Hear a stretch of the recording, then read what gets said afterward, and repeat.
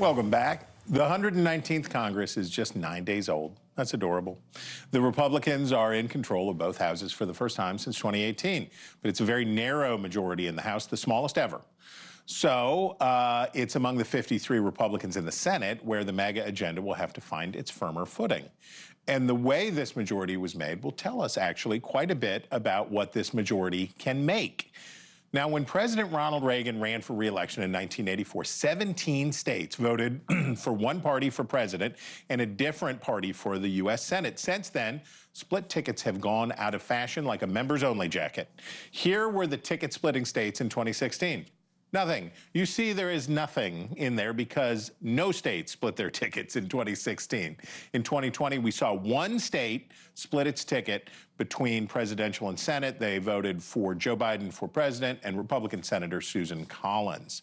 There was good news for fans of bipartisanship in 2024. 4 states, Arizona, Michigan, Nevada, and Wisconsin, voted differently for the presidency and for the Senate, picking Trump at the top of the ticket and sending a Democrat to the Senate. But while ticket splitting was back on the rise, states with split delegations is at a record low.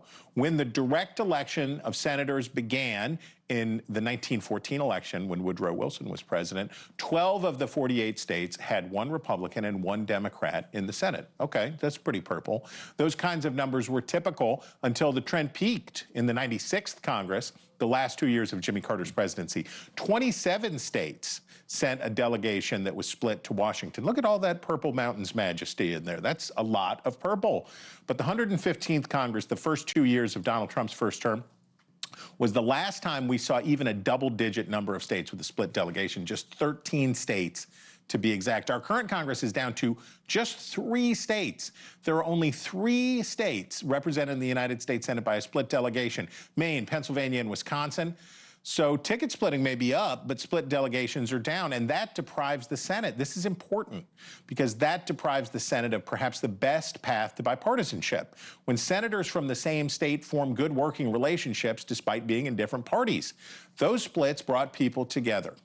The numbers may be down, but the principle still holds. Here's Pennsylvania Democrat John Fetterman, who now happens to be serving alongside a Republican, Dave McCormick.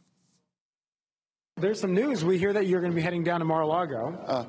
Yeah, I've heard that. Yes, I've heard that, yeah. What will you be discussing with the president? Well, yeah, I demand that I need to be made Pope of Greenland. Do you have the resume to be Pope? I'm having a conversation like he's the president, he's going to be. So, you know, I am not the senator for just Democrats in Pennsylvania. I'm everyone's senator in Pennsylvania. Thanks for watching.